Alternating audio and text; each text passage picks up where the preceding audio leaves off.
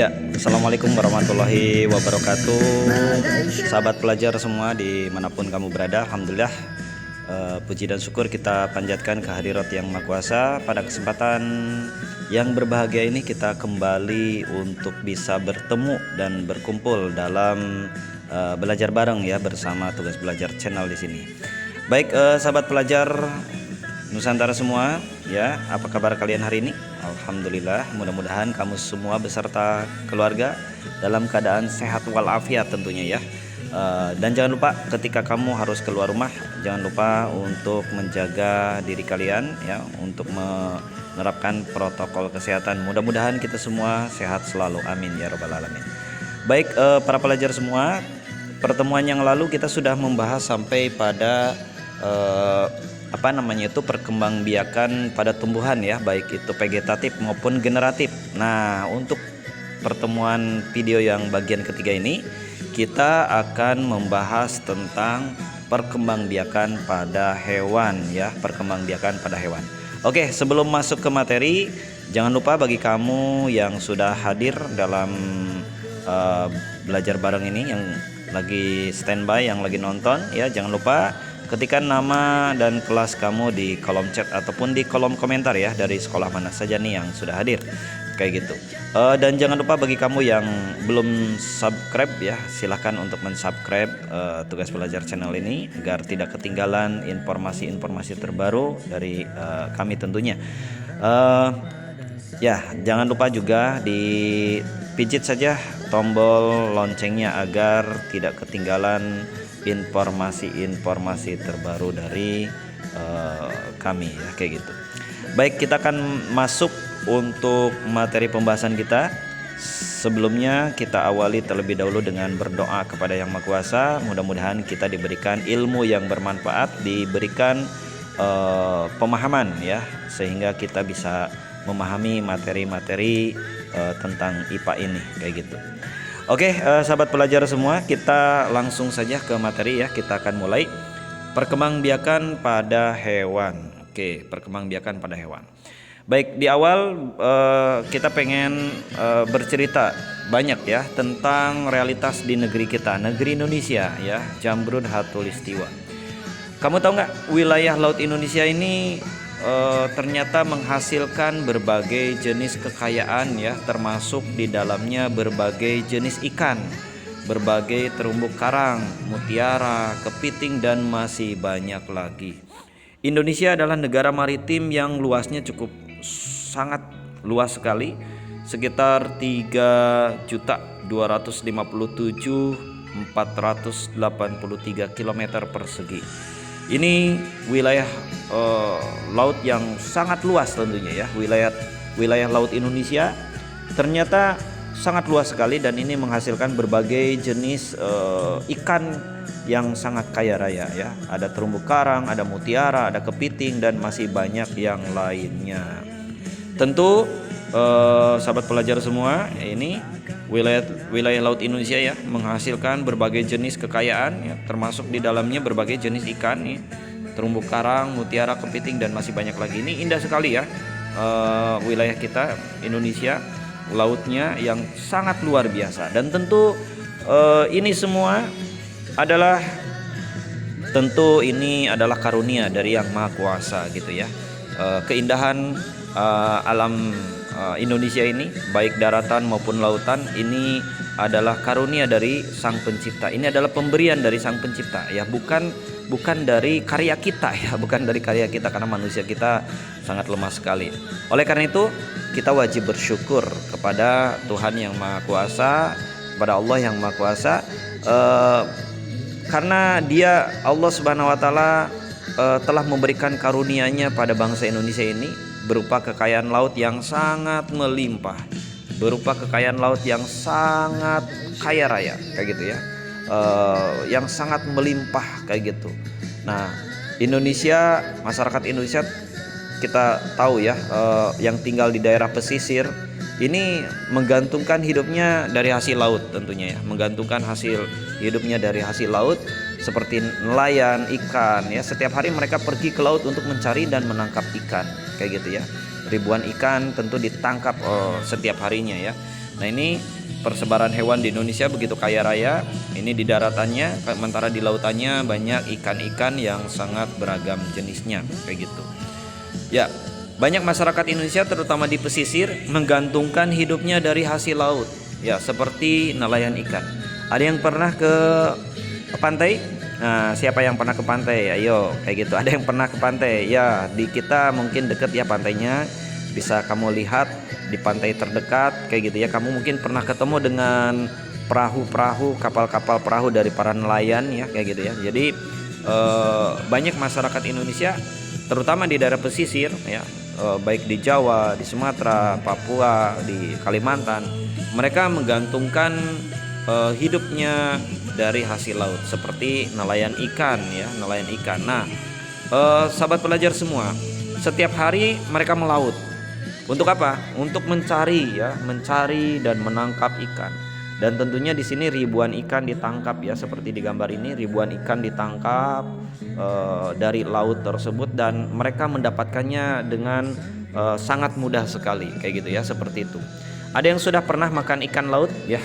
Makan ikan laut ya, yang belum pernah bisa mencoba ya, karena ikan laut itu memiliki protein yang sangat tinggi sekali ya. Mudah-mudahan di masa pertumbuhan sangat bagus untuk otak kamu ya, untuk meningkatkan kecerdasan kamu, kayak gitu ya, seperti itu ya.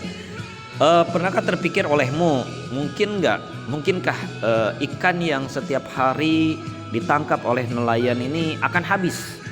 Jadi ikan yang kemudian ditangkap oleh nelayan itu habis, nggak ada tersisa misalkannya di lautnya. Pernah nggak kita berpikir seperti itu? Nah, ternyata faktanya ikan tersebut itu selalu ada, kayak gitu ya, selalu ada. Bagaimana ikan menjaga kelestariannya? Bagaimana ikan itu kok selalu ada, kayak gitu ya? Ini menjadi pertanyaan yang sangat menarik, kayak gitu. Para pelajar semua, banyak hewan yang jumlahnya semakin berkurang kalau di daratan begitu ya, seperti ada penyu ya, orang utan, ada badak, ada harimau, ada gajah, burung elang, dan burung cendrawasih. Ini jumlahnya semakin berkurang, kayak gitu ya. Ini kalau misalkan tidak dijaga, tidak dirawat, ya mungkin akan punah, kayak gitu ya. Mungkin akan punah, kayak gitu ya. Tentu tadi kita berharap ya hewan-hewan ini tidak punah ya. Kita berharap hewan ini tuh lestari, tetap ada di negeri ini ya. Karena kalau punah ya kita nggak akan bisa ketemu lagi dengan orang utan, kita nggak akan bisa ketemu lagi dengan badak, dengan harimau, kayak gitu kan, ataupun dengan burung cendrawasih yang sangat indah sekali ya di Papua sana ya. Itu luar biasa, kayak gitu. Jangan sampai kemudian punah. Kita harus mampu melestarikannya tentunya ya, kayak gitu. Nah, sahabat pelajar semua, pada bagian ini kamu akan mempelajari cara hewan ya, cara hewan, perkembangbiakan hewan sehingga keberadaannya di bumi tetap lestari. Bagaimana hewan ini keberadaannya di muka bumi ini tetap lestari, kayak gitu ya. Nah, karena itu Bapak akan coba gambarkan peta konsepnya ataupun bagan konsepnya perkembangbiakan pada hewan ini. Seperti dibahas sebelumnya, maka perkembangbiakan hewan untuk melestarikan kehidupannya ini Tuhan yang Maha Kuasa telah memberikan potensinya untuk hewan tersebut tuh bisa berkembang biak. Dan berkembang biaknya ada dua cara. Yang pertama adalah dengan vegetatif atau tidak kawin, dan yang kedua adalah dengan generatif. Jadi ternyata di hewan juga ada yang tak kawinnya, tetapi memang jumlahnya tidak banyak ya.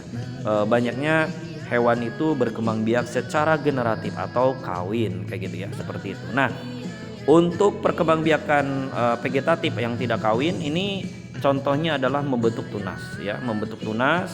Kemudian yang berikutnya adalah fragmentasi, kayak gitu ya, fragmentasi. Kemudian berikutnya adalah partenogenesis. Kemudian untuk generatifnya yang kawin ini nanti kita akan bahas tentang fertilisasi ya. Tentunya ada fertilisasi atau pembuahan, dan kemudian perkembangan dan kelahirannya. Perkembangan dan kelahiran hewan tersebut itu seperti apa. Nah, baik, untuk vegetatif ini contohnya membentuk tunas itu adalah porifera ya. Porifera dan coleocerata seperti ubur-ubur dan hidra sp ya. Ini contohnya untuk membentuk tunas. Sedangkan untuk fragmentasi ini perkembangbiakan dengan proses pematahan ya, pematahan lalu terjadi regenerasi. Contohnya ini pada hewan yang namanya planaria ya, planaria. Sedangkan untuk parthenogenesis ini adalah perkembangbiakan hewan dengan tidak kawin, di mana betina memproduksi sel telur ya, memproduksi sel telur tanpa fertilisasi. Jadi tanpa ada pembuahan, tanpa ada fertilisasi, sehingga dikategorikan ke vegetatif atau tak kawin begitu ya, kayak gitu. Jadi betina itu memproduksi sel telur tanpa fertilisasi. Ya, contohnya adalah semut kayak gitu kan, dan lain sebagainya. Nanti kita akan bahas lebih detail. Kemudian untuk perkembangbiakan untuk generatif yang hewan ya, yang hewan fertilisasi ini nanti kita akan bahas. Fertilisasi ini ada internal kayak gitu ya, ada internal, kemudian ada juga eksternal kayak gitu ya. Jadi fertilisasinya internal, ada fertilisasi eksternal. Internal itu di dalam, sedangkan eksternal itu di luar kayak gitu ya. Untuk perkembangan dan kelahiran di generatif ini nanti kita akan bahas tentang bagaimana kelahirannya secara pipipar, kemudian ada opipar dan juga ada opopipipar kayak gitu ya. Nah ini peta konsep untuk perkembangbiakan hewan ya, perkembangbiakan hewan. Nah untuk internal nanti kita akan bahas terkait dengan fertilisasi di dalam tubuh induk betina. Fertilisasi eksternal itu fertilisasinya di luar tubuh induk betina, contohnya ikan kayak gitu ya. Sedangkan untuk pipipar ini dengan melahirkan, contohnya sapi. Untuk opipar ini bertelur, contohnya ayam. Dan untuk opopipar ini bertelur dan melahirkan, ini contohnya terjadi di ular kayak gitu ya. Nah ini silakan peta konsep ini bisa kamu screenshot ya, kayak gitu ya, seperti itu. Baik, kita akan lanjutkan bagaimana perkembangan hidup hewan. Baik, perkembangan hidup hewan ini diawali tentu dengan adanya perkembangan embrio, kemudian ada proses kelahiran ya, menuju kedewasaan kayak gitu ya, menuju kedewasaan sampai kemudian akhirnya setelah dewasa dia akan berkembang biak ya, berkembang biak. Setelah dewasa dia berkembang biak dan kemudian akhirnya hidup sampai kemudian akhirnya mengalami kematian kayak gitu ya, mengalami kematian kayak gitu. Nah itu perkembangan hidup untuk hewan kayak gitu. Nah selanjutnya untuk perkembangan hidup hewan ini ya, perkembangannya itu ada yang kemudian dia bersifat langsung ya, ada bersifat langsung, ada juga yang kemudian metamorfosis dan perkembangbiakan seksual dan aseksual kayak gitu ya. Nah kalau perkembangan langsung ini hanya mengalami pertambahan ukuran ya, hanya mengalami pertambahan ukuran. Kemudian untuk metamorfosis ini ada dua, ada metamorfosis tidak sempurna, ada metamorfosis sempurna. Sedangkan untuk perkembangbiakan seksual dan aseksual ini terjadi mulai dari fertilisasi, kemudian zigot ya, mohon maaf ini salah ketik ya, fertilisasi harusnya, kemudian zigot, larva, polip, bertunas dan strobila ya. Contohnya ini adalah ubur-ubur kayak gitu. Nah ini untuk peta konsep bagian di perkembangan hidup hewan kayak gitu ya, untuk perkembangan hidup hewan. Nah untuk yang tidak sempurna metamorfosisnya contohnya kutu ya, ini prosesnya dari mulai telur kemudian nimpa sampai kemudian dewasa kayak gitu. Sedangkan untuk metamorfosis sempurna ini contohnya itu adalah lalat ya, ini terjadi prosesnya mulai dari telur dia akan menjadi larva, kemudian menjadi pupa sampai kemudian dewasa kayak gitu ya, seperti itu ya. Baik, nah anak-anakku sekalian,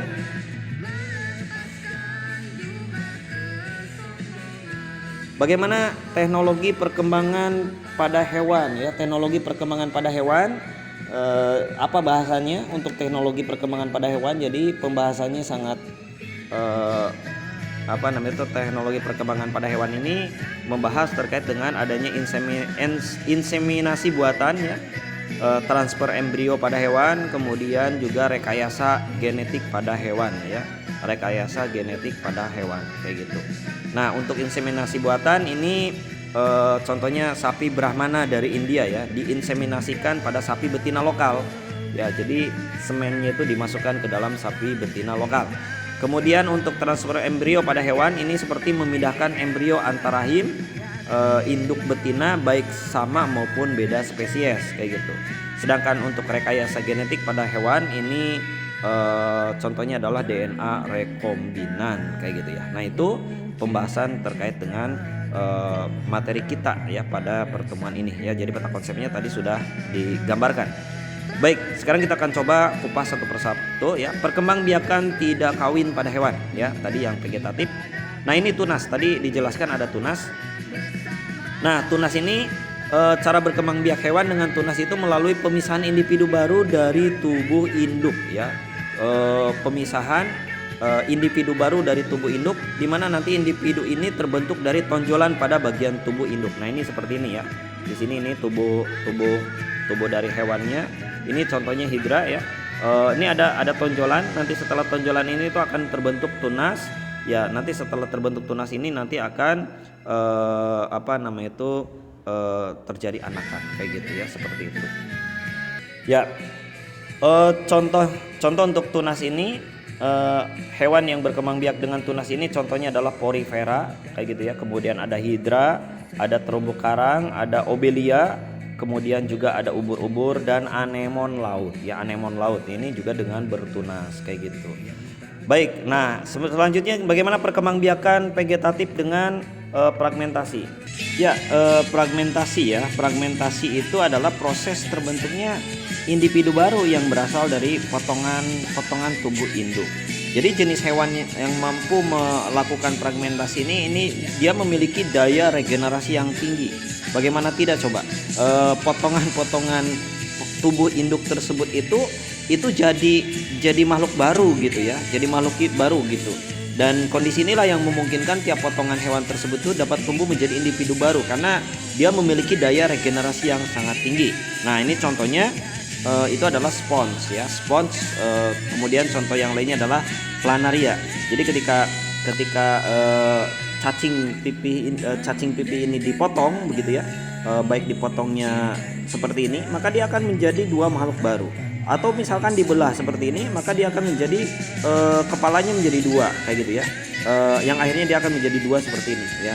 Kalau misalkan dibagi menjadi tiga, dia akan menjadi tiga gitu ya. Jadi meskipun dia dipotong, dia tidak mati gitu ya, tapi dia akan menjadi makhluk baru gitu ya. Itu contoh untuk fragmentasi. Jadi fragmentasi itu ya, ingat saja ke fragmen ya.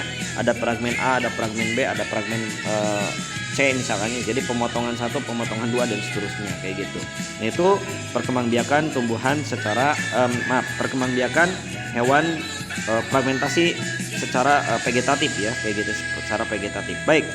Selanjutnya adalah membelah diri. Nah, membelah diri atau fission itu adalah perkembangbiakan hewan dengan cara memisahkan atau memisahnya tubuh induk menjadi dua ya, menjadi dua individu yang sama besar. Nah, ini contohnya seperti ya. Jadi contohnya ini seperti ini ya, kayak gitu. Nah, ini contohnya amuba. Ketika amuba ini membelah diri dia menjadi dua ya, menjadi seperti ini. Akhirnya dia menjadi dua individu yang sama besar ya. Contoh hewan yang melakukan reproduksi dengan membelah diri ini contohnya adalah amuba, kemudian paramecium, ciliata, kemudian flagellata, saudatum dan seterusnya ya. Ini banyak sekali ya beberapa hewan yang membelah diri kayak gitu. Kemudian selanjutnya adalah parthenogenesis. Nah, kalau parthenogenesis ini perkembangbiakan secara parthenogenesis terjadi di mana gamet atau sel telur betina dia berkembang menjadi individu tanpa pembuahan. Jadi betina ini berkembang menjadi individu tanpa pembuahan. Ya, ini misalkan ini ratu ya, ini ada ratu dengan 32 kromosom begitu ya. Dia terjadi pembelahan secara meiosis ya, membentuk gamet. Yang gamet yang satu 16, yang kemudian yang satu lagi 16.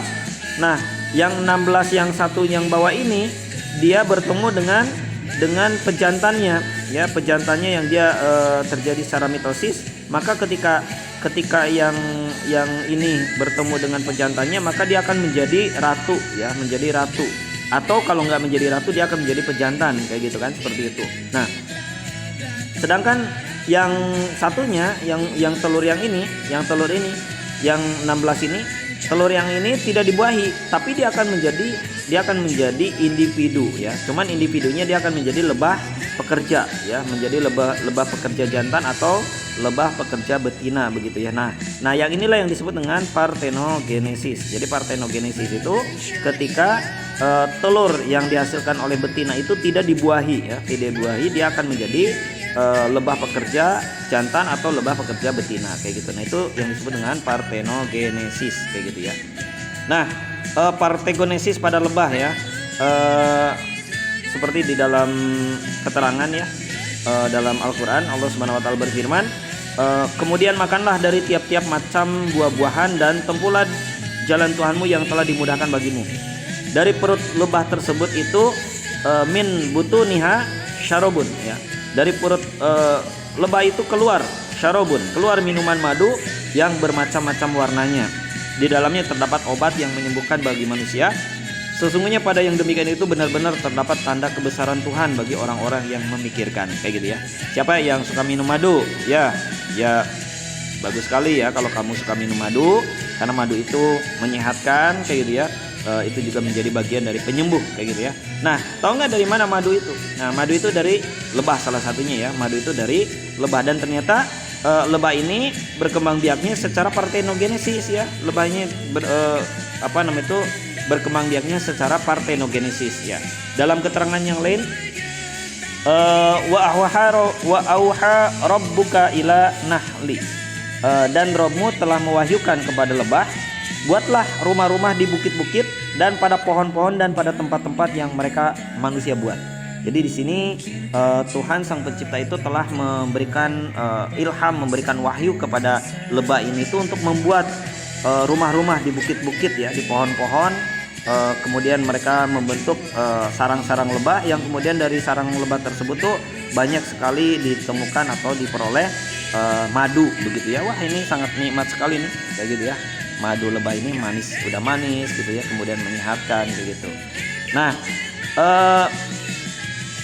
perlu kalian ketahui ya, nih, jadi pada lebah itu ratu lebah ya, ratu lebah itu adalah termasuk diktator ulung ya, boleh dibilang diktator ulung dalam sebuah koloni lebah ya. Bukan hanya dari segi perintah, namun juga dari segi perkembangbiakan ia mengatur segalanya. Jadi si ratu lebah itu perkembangbiakan juga dia atur kayak gitu. Tidak ada yang boleh berkuasa melebihi sang ratu ya. Dia membuat anak-anak betinanya menjadi mandul. Kenapa? Supaya hanya dialah ratu yang pantas dipuja di seluruh penghuni sarang kayak gitu ya. Anak-anak yang mandul tersebut dihasilkan dari apa? Dari proses partenogenesis, yaitu telur sang ratu yang berkembang begitu saja menjadi larva tanpa dibuahi oleh sperma terlebih dahulu kayak gitu. Jadi dia itu termasuk lebah yang mandul kayak gitu ya. Nah, ribuan larva hasil partenogenesis tersebut ya, baik jantan ataupun betina, dia hanya memiliki setengah kromosom ratu ya, atau disebut dengan haploid ya. Kasta mereka dalam koloni mereka itu ya sangat rendah karena tidak ikut andil dalam soal perkembangbiakan gitu ya. Mereka hanya makhluk malang yang bertugas memastikan ekonomi koloni berjalan lancar, sandang pangan, papannya itu pokoknya mah lancar lah kayak gitu, diatur sama hasil dari partenogenesis ini. Nah, mereka nantinya dibagi-bagi menjadi beberapa kelompok yang memiliki tugas masing-masing. Ada yang bertugas mencari makanan ya, berupa serbuk sari dan nektar. Ini paling enak ya, mencari makanannya manis-manis yang nantinya akan diolah menjadi madu. Ada juga kelompok yang bertugas bersih-bersih sarang ya, merawat bayi. Jadi ada tukang bebersihnya, ada OB-nya begitu ya. Ada babysisternya gitu ya, merawat bayi ya, telur, lapa, pupa. Ada juga yang bertugas menjadi security ya, menjaga keamanan ya, ini satpamnya gitu ya, jaga keamanan sarang dari gangguan predator kayak gitu ya. Malangnya para pekerja ini hanya berumur 3 bulan saja kayak gitu. Jadi umurnya cuma 3 bulan saja. Tapi sang ratu hebat, sang ratu itu bisa berumur 3 tahun ya. Begitulah Sang Pencipta telah menciptakan lebah. Jadi bukan kemalangan sebetulnya ya. Dia menjadi pekerja kemudian menjadi ratu, itu ya telah diatur oleh Sang Pencipta yang telah menciptakan alam semesta beserta dengan isinya ini. Nah, ini partenogenesis pada lebah ya. Ini ratu ya, yang awalnya 32 kemudian dia menghasilkan untuk kelaminnya itu 16 ya, secara meiosis yang menjadi 16 juga. Nah, yang 16 yang tidak dibuahi dia akan menjadi tadi ya, lebah pekerja jantan atau betina. Sedangkan yang dibuahi oleh pejantan dia akan menjadi ratu kayak gitu ya, seperti itu. Baik, selain di lebah, partenogenesis juga terdapat pada semut ya. Semut, kamu mungkin pernah melihat semut ya. Nah, ternyata kehidupan semut itu dimulai dengan telur ya. Jika telur itu dibuahi, semut akan betina. Jadi kalau dibuahi dia akan betina. Jika tidak maka akan jadi jantan kayak gitu. Nah, semut itu termasuk perkembangbiakan serangga yang meliputi 4 tahap kehidupan ya. Holometabolus ya, dan berkembang dengan metamorfosis yang lengkap, melewati tahap jentik-jentik dan kepompong sebelum mereka menjadi dewasa. Ini sangat bagus sekali ya, bagaimana kerja sama semut ya. Ini semut itu kerja timnya itu luar biasa ya. Dia itu sangat be the best lah, patut kita contoh bagaimana teamworknya itu sangat luar biasa, bahu membahu untuk bekerja kayak gitu kan, seperti itu. Nah ini untuk semut kayak gitu ya. Ini apa namanya itu female ya, kemudian ini betinanya, ini kemudian cowok, kemudian betina ini bertelur menjadi lapa menjadi pupa. Nah dari pupa ini nanti ada yang kemudian menjadi queen ya, menjadi ratu, ada yang kemudian menjadi pejantan, dan ada yang dia itu menjadi pekerja kayak gitu ya. Ini tergantung apakah dia dibuahi oleh pejantan atau tidak begitu ya, kayak gitu. Nah itu semut ya. Nah ada yang menarik untuk semut ini ya. Semut itu merupakan salah satu hewan yang namanya diabadikan di dalam Al-Quran ya. Dalam surat An-Naml ayat 27 yang kemudian dinamakan dengan surat An-Naml ya, yang artinya itu adalah semut ya. Nah ini kenapa dinamakan semut? Karena pada ayat ke-18 sama 19 itu terdapat perkataan An-Naml ya, di mana raja semut itu mengatakan kepada anak buahnya agar masuk sarangnya masing-masing supaya jangan tertindas oleh Nabi Sulaiman dan tentaranya yang akan melewati tempat itu kayak gitu ya, seperti di dalam firman yang Maha Kuasa di sebelah ya. Hatta idza atau ala wadin namli qalat namlatun. Nah, di sini ada istilah namlatun ya. Ya ayuhan namal udkhulu masakinakum la yahtimannakum Sulaiman wa junuduhu wa hum la yash'urun.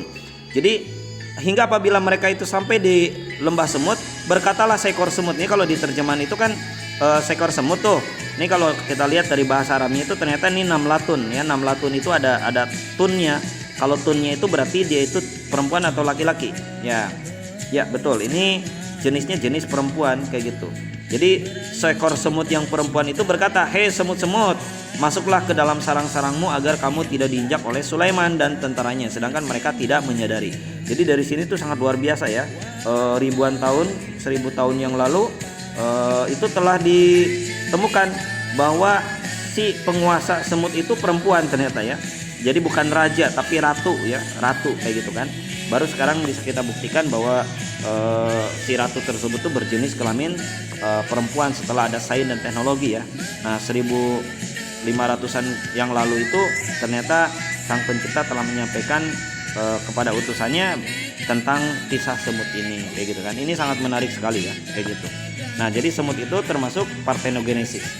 Baik anak-anak semua, bagaimana perkembangbiakan kawin pada hewan ya, kita akan masuk ke perkembangbiakan kawin pada hewan.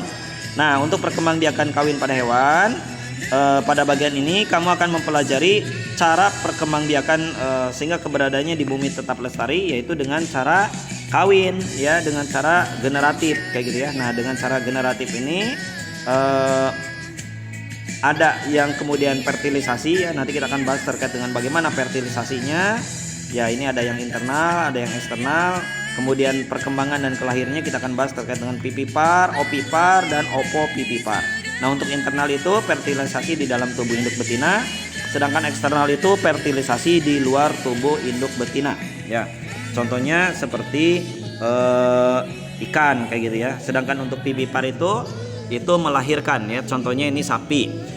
Sedangkan untuk opipar ini bertelur. Contohnya ayam. Opipipar bertelur dan melahirkan. Ini contohnya ular kayak gitu. Nah itu baik, kita akan bahas satu persatu ya. Tadi peta konsepnya sudah kita simak.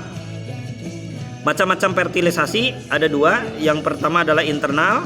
ya. Dan yang kedua adalah eksternal. Nah, untuk internal ini fertilisasinya, pembuahannya itu atau peleburan gamet jantan dengan gamet betinanya dia berlangsung dalam tubuh induk betina. Jadi di dalam tubuh induk betina. Contohnya apa? Contohnya reptil, aves dan mamalia. Mamalia seperti kucing, kemudian kambing, sapi, itu fertilisasinya berlangsung di dalam induk betina ya, termasuk reptilia juga sama di dalam induk betina. Sedangkan yang eksternal di luar tubuh induk betina. Jadi fertilisasinya, pembuahannya itu, pertemuan atau peleburan gamet jantan dengan gamet betinanya dia terjadi di luar tubuh induk betina. Jadi di luar kayak gitu ya. Secara acak begitu ya. Nah, ini contohnya adalah ikan ya, ikan dan katak ya, ikan dan katak. Ada yang dalam sarang kayak gitu ya. Ini seperti ikan duri ya, ikan duri punggung dan gurame kayak gitu ya. Jadi ada yang kemudian secara acak, ada kemudian yang di dalam sarang. Jadi di luar kayak gitu ya, eksternal. Baik, hewan yang fertilisasinya eksternal dia menghasilkan sel telur atau sel sperma sangat banyak ya. Jadi jumlahnya itu sangat banyak sekali. Jadi kalau kamu lihat petani ikan ya, yang kemudian dia mengembangbiakan ikan itu sel telur atau sel kelaminnya itu sangat banyak sekali ya. Nah, kenapa sangat banyak? Hal ini disebabkan karena memperbesar peluang terjadinya pembuahan. Jadi untuk memperbesar peluang terjadinya pembuahan, karena pembuahannya itu terjadi secara acak dan di ruang yang di luar tubuh induknya. Jadi di luar kayak gitu, sudah di luar. Nah, kemudian adanya gangguan faktor eksternal seperti arus air, iklim dan predator. Nah, dengan adanya arus air, adanya perubahan iklim, ada predator, maka dengan kalau misalkan jumlah sel telurnya itu banyak, ini kan kalau misalkan yang lainnya itu habis ya karena terbawa arus dan sebagainya, itu masih banyak yang tersisa gitu. Ya, luar biasa ya, Tuhan Sang Pencipta menciptakan perkembangbiakan pada ikan ini dengan memberikan sel telur yang begitu banyak ya. Kemudian pertumbuhan dan perkembangan embrio ini tidak dipelihara oleh induk. Jadi ketika sudah terjadi fertilisasi lalu kemudian jadi ikan gitu ya, jadi ikan kecil, maka pertumbuhan dan perkembangan embrionya tidak dipelihara oleh induk, itu dibiarkan saja gitu kan, dibiarkan saja. Dari kemungkinan ya mungkin ada yang mati gitu kan, mungkin ada yang kemudian bertahan dan sebagainya. Maka ketika sel telurnya sangat banyak, ini akan memperbesar peluang terjadinya kelestarian ikan ini akan terus terjadi ya. Meskipun mungkin dari 5.000 mungkin yang tersisa tinggal 2.500 misalkan ya, kayak gitu kan, seperti itu. Nah, ini ya contoh perkembangbiakan fertilisasi eksternal ya. Ini membuahi. Nah, ini pembuahannya itu terjadi di dalam ya, seperti ini.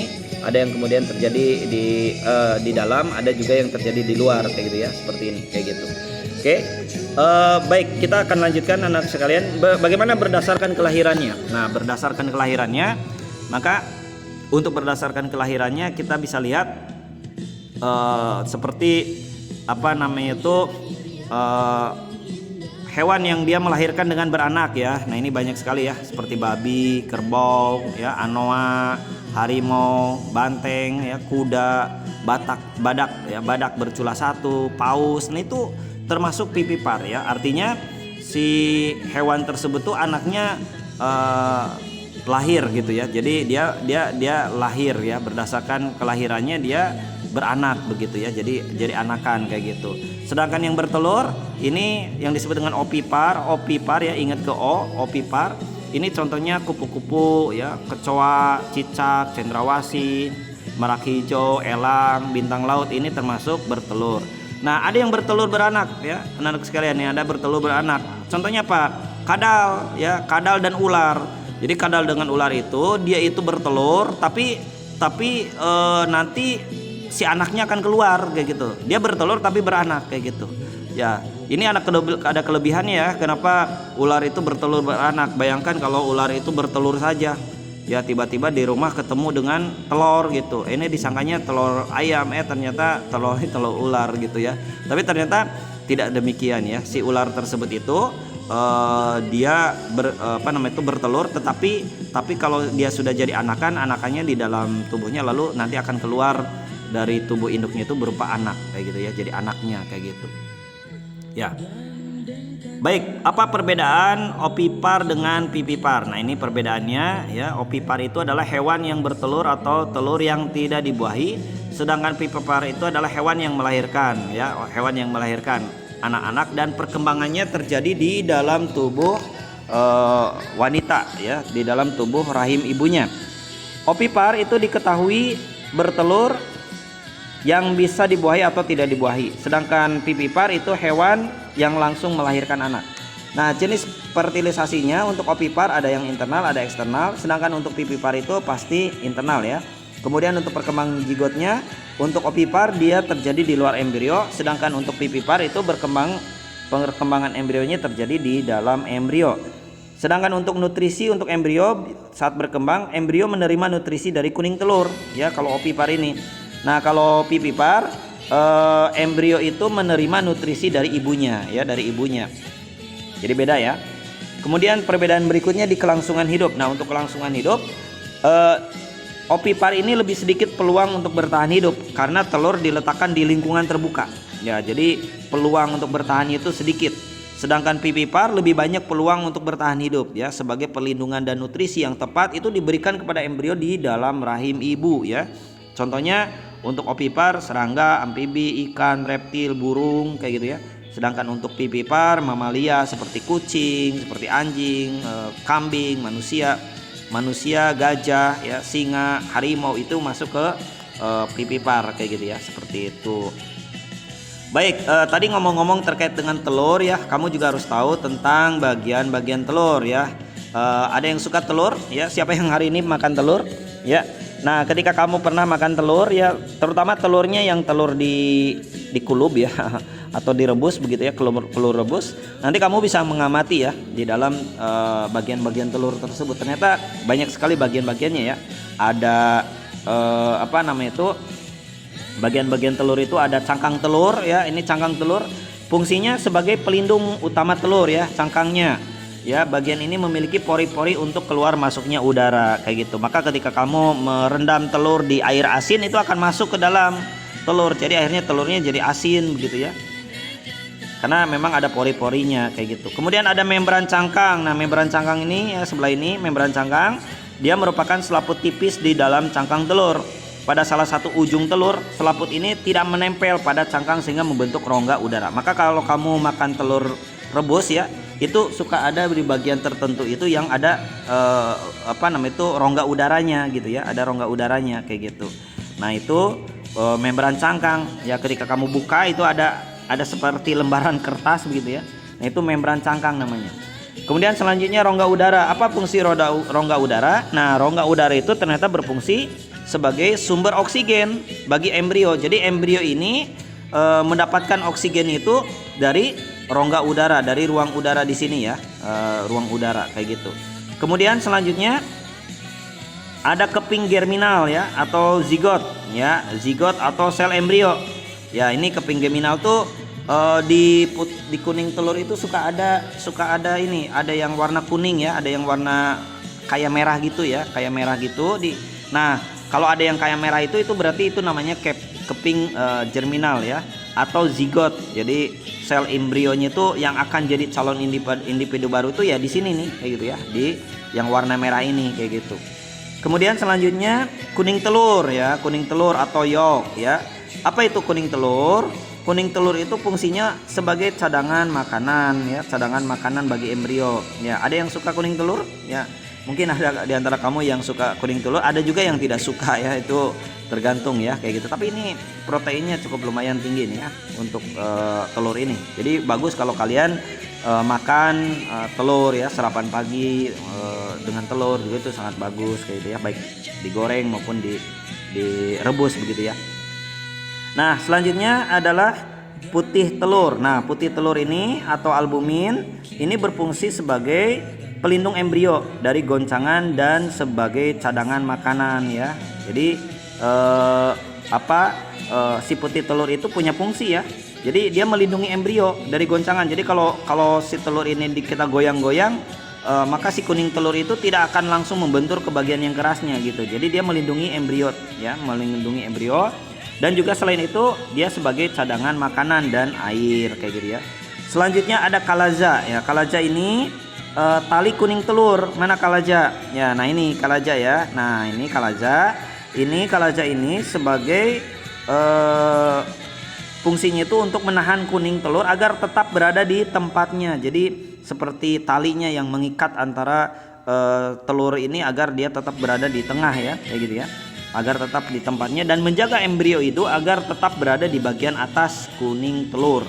Ya, jadi embrionya agar tetap berada di bagian atas kuning telur begitu ya, kayak gitu. Itu fungsi dari kalaza atau tali kuning telur kayak gitu ya. Boleh kamu nanti mengamati ya. Oke, anak-anak sekalian, ini ada pertanyaan ya. Ayam dulu atau telur? Ayam dulu atau telur? Ada yang bisa jawab? Ayam dulu atau telur sih? Ya, coba kalau kamu bisa jawab kasih di kolom chat nih atau di komentar. Ini ayam dulu atau telur sih sebetulnya? Kayak gitu ya. Ya, telur dulu. Ayam dulu katanya. Ayam dulu. Ya, kalau Bapak bilang ayam dulu atau telur dulu ya ayam dulu ya. Tapi kalau Bapak bilang mungkin telur dulu atau ayam dulu, ya tadi Bapak bilangnya telur dulu, ya udah telur dulu gitu. Tapi yang jelas ayam kan dari telur, ayam dari telur, telur itu dari ayam, ayamnya dari telur, jadi mana dulu? Ya kadang bingung juga ya. Ya ini pertanyaan yang memang tidak akan habisnya ya. Daur hidup ayam itu ya ayam dewasa, dia bertelur, kemudian dierami. Setelah itu telur dierami akan menjadi embrio dan nanti akan menetas ya jadi anak ayam. Anak ayamnya nanti akan dewasa, akan bertelur lagi dan seterusnya. Luar biasa ya. Perkembangbiakan ayam ini sangat luar biasa sekali ya. Dengan ayam ini jadi banyak ya, kita bisa makan ayam tiap hari. Ayam dipotong banyak sekali tuh di pasar-pasar ya, banyak potongan ayam, banyak ayam potong begitu ya. Dan itu tidak pernah habis, selalu ada lagi ya. Perkembangbiakannya didesain sedemikian rupa sampai kemudian itu memenuhi kebutuhan kita. Luar biasa ya. Maka kita wajib bersyukur kepada Tuhan yang Maha Kuasa. Nah, ini kalau misalkan kalian pengen tahu bagaimana perkembangbiakan ayam ya, bagaimana telur gitu ya, nih kamu bisa lihat di sini ya. Ini dari hari pertama terus ya. Ini yang tadi ya, yang warna merah itu yang ada embrio. Yang warna merah itu kemudian dia akan membesar, akan tumbuh, terus akan ada matanya, terus sampai kemudian seperti ini, sampai kemudian ada daging, kemudian ada tulang-tulang dan sebagainya, terus sampai kemudian akhirnya apa? Akhirnya menjadi ayam, seperti ayam, dan akhirnya jadilah anak ayam. Luar biasa kayak gitu kan. Ini desain siapa sih? Apakah hasil karya manusia? Bukan ya. Desain hebat ini diciptakan oleh Dia yang Maha Kuasa kayak gitu ya, seperti itu. Baik anak-anakku sekalian, itu terkait dengan perkembangbiakan pada hewan. Bagaimana sekarang perkembangan hidup hewan? Nah, untuk perkembangan hidup hewan ya, perkembangan hidup hewan itu ya ini. Perkembangan hidup hewan itu mulai dari perkembangan embrio, kemudian ada proses kelahiran menuju kedewasaan, lalu kemudian berkembang biak, lalu kemudian nanti mati ya. Nah, ini perkembangan hidup hewan kayak gitu ya, seperti itu. Jadi hewan itu hidupnya ya tadi ada perkembangan ya, ada perkembangan kayak gitu. Baik, nah ini ada perkembangan langsung, ada metamorfosis, ada perkembangbiakan seksual dan aseksual. Nah, untuk yang perkembangan langsung dia hanya mengalami pertambahan ukuran ya, seperti misalkan dari dari kecil menjadi besar ya. Kemudian metamorfosis itu ada perubahan metamorf ya, jadi ada perubahan bentuk. Ada yang kemudian perubahan bentuknya sempurna, maka disebut dengan metamorfosis sempurna. Ada juga yang kemudian perubahan bentuknya itu tidak sempurna, maka disebut dengan metamorfosis tidak sempurna. Kemudian perkembangbiakan seksual ini dan aseksual ini ada fertilisasi, ada zigot, ada lapa, polip, kemudian bertunas, strobila ya, contohnya pada ubur-ubur kayak gitu ya. Nah, ini untuk contoh metamorfosis tidak sempurna ya. Jadi dari telur ke nimpa dewasa ini perubahannya nggak terlalu sempurna ya, hampir mirip. Nimpa dengan dewasa itu mirip. Tapi kalau yang perubahannya sempurna, yaitu metamorfosis sempurna, ini seperti lalat begitu ya, dari telur dia menjadi larva, kemudian melewati pupa sampai kemudian menjadi dewasa, kayak gitu ya, seperti itu. Oke, nah ini perbedaan metamorfosis yang sempurna dengan metamorfosis tidak sempurna. Kamu bisa lihat ya, ini metamorfosis kupu-kupu dari telur ya. Ya ini kan kupu-kupu dewasa kemudian bertelur, kemudian dia menjadi larva, ya menjadi ulat ya. Kemudian ulatnya makan banyak daun begitu ya. Kalau dulu waktu Bapak di rumah tuh dulu ada alpukat ya, itu ketika musim ulatnya namanya ulat bintino kalau nggak salah, itu banyak banget gitu ya. Habis itu daun kupu-kupu sama ulat bintina, sampai di pinggir rumah itu banyak banget itu ulat-ulatnya. Nah nanti kalau sudah itu nanti akan menjadi kepompong ya. Setelah makan banyak dia akan bertapa kepompong, kemudian setelah kepompong dia akan berubah, tiba-tiba ada sayapnya, jadilah sesuatu yang indah ya, menjadi kupu-kupu dewasa kayak gitu. Makanya ada pepatah, ketika kamu saum ya, sepertilah ulat yang kemudian menjadi kepompong dan kepompong menjadi kupu-kupu ya, yang tadinya menjijikan tapi menjadi indah gitu ya, indah dilihat, makanannya pun enak, membantu benang sari dan putik dalam penyerbukan dan sebagainya kayak gitu. Nah sedangkan metamorfosis tidak sempurna ini contohnya metamorfosis belalang ya. Ini dari telur kemudian dia menjadi nimpa tanpa sayap, kemudian nimpa bersayap sampai kemudian ke dewasa. Jadi dia perubahannya nggak sempurna ya, hampir masih mirip, hanya beda sedikit aja ya. Seperti misalkan ini tadinya nggak ada sayap jadi ada sayap, yang sayapnya pendek menjadi panjang kayak gitu. Itu metamorfosis tidak sempurna.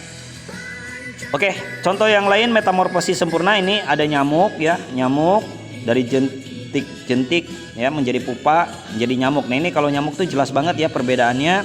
Kamu mungkin pernah lihat ya jentik-jentik nyamuk sampai kemudian jadi nyamuk. Kemudian ada kupu-kupu juga sangat jelas tadi. Lebah juga sama, ini metamorfosis sempurna ya, dari telur larva kepompong sampai kemudian jadi lebah. Kemudian lalat juga sama ya, dia metamorfosis sempurna ya, dari telur kemudian menjadi belatung ya. Jadi kenapa kalau di makanan itu ada belatung-belatungnya ya, mungkin dari lalat itu ya, ada telur lalat. Kemudian ada pupa sampai kemudian jadi lalat. Kemudian untuk semut tadi juga udah dibahas, telur, larva, pupa, semut. Kemudian katak ya, katak kalau amfibi. Nah ini dari telur ke kecebong ya, kecebong, kemudian burudu ya atau berudu ya, burudu 2 kaki, burudu 4 kaki, sampai kemudian akhirnya menjadi katak muda ya dengan ekor panjang, sampai kemudian akhirnya katak dewasa yang ekornya hilang kayak gitu kan, seperti itu. Itu luar biasa banget ya. Keajaiban hebatnya sang pencipta menciptakan berbagai jenis makhluk hidup itu ya, macam-macam ya. Ini telur berkembang terus sampai ulat ya. Siapa yang suka ulat? Jijik ya. Gatal, ada yang gatal ulatnya ya. Tapi kalau lihat kupu-kupu cantik, indah ya, indah banget kayak gitu ya.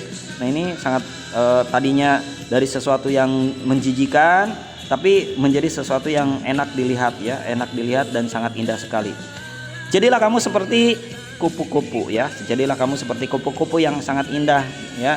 Jadi kita mungkin di dunia butuh perjuangan yang menahan hawa nafsu dan sebagainya, tapi suatu saat nanti di akhirat kita akan mendapatkan keindahan seperti kupu-kupu.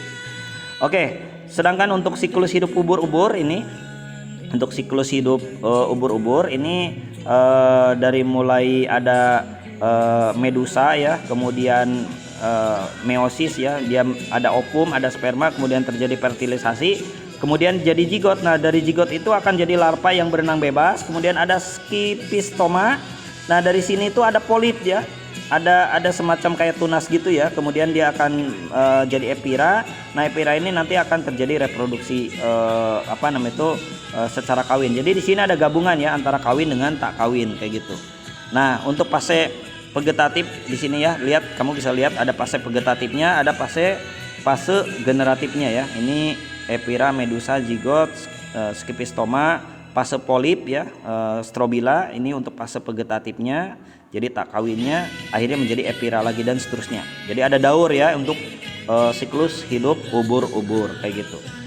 Kemudian untuk katak. Nah ini untuk katak ya, katak kemudian bertelur ya, jadi embrio, menjadi kecebong, menempel di tanaman air. Kemudian ada insang sebagai organ pernapasannya, kemudian ekor ekornya kemudian bertambah panjang sampai kemudian kakinya kaki belakang tumbuh sampai kemudian ukurannya bertambah besar, kaki depan mulai tumbuh, kemudian panjang ekornya mulai memendek sampai kemudian akhirnya jadi katak muda. Ini luar biasa perubahannya, ya sangat luar biasa banget kayak gitu. Makanya metamorfosisnya sempurna, ya sempurna. Baik anak-anakku sekalian, itu untuk metamorfosis. Selanjutnya kita akan bahas terkait dengan teknologi perkembangbiakan pada hewan. Untuk teknologi perkembangbiakan pada hewan ini dikasih contoh 3 ya. Ada inseminasi buatan, ada transfer embrio pada hewan, dan ada rekayasa genetik pada hewan. Untuk inseminasi buatan ini contohnya sapi Brahmana dari India diinseminasikan pada sapi betina lokal ya. Jadi semennya itu disuntikan pada betina lokal gitu ya. Kalau transfer embrio pada hewan ini memindahkan embrio antara rahim induk betina baik sama maupun beda spesies ya. Kalau rekayasa genetik pada hewan ini DNA rekomendan ya. Nanti kita akan bahas untuk masalah DNA ini di bagian terkait dengan teknologi bioteknologi modern ya, ada DNA rekombinan dan sebagainya kayak gitu. Oke, itu pembahasan kita terkait dengan perkembangbiakan pada hewan ya. Alhamdulillah sudah selesai materinya kayak gitu ya. Tinggal selanjutnya kamu mencoba untuk melatih soal-soal, kemudian kamu bisa pahami kembali ya. Nanti tinggal kamu cek kemampuan belajar kamu ya dengan menjawab soal-soal. Baik, itu saja pertemuan kita kali ini. Mohon maaf apabila ada kesalahan. Sampai ketemu di pertemuan sesi berikutnya ya dengan materi yang baru ya, kayak gitu ya. Jangan lupa silakan sharekan video ini jika bermanfaat pada temanmu. Like kalau suka, dislike kalau nggak suka, kayak gitu ya, seperti itu. Oke, baik, itu saja. Kita tutup pertemuan kali ini dengan membaca istighfar bersama-sama. Istighfar, astagfirullahaladzim, hamdalah, alhamdulillahirrabbilalamin, subhanakallahumma wa bihamdika, asyhadu an la ilaha illa anta, astaghfiruka wa atubu ilaik. Terima kasih. Sampai jumpa dalam video selanjutnya. Wassalamualaikum warahmatullahi wabarakatuh.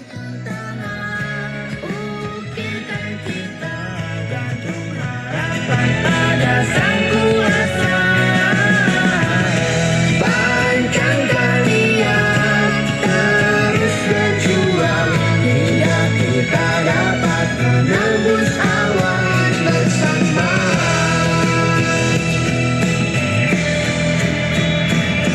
Dikala kegagalan datang, hikmat selalu menyertainya.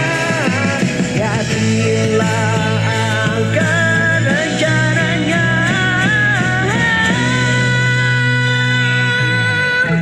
Gandengkan tangan, ukirkan cita, gantung harapan pada Sang Kuasa.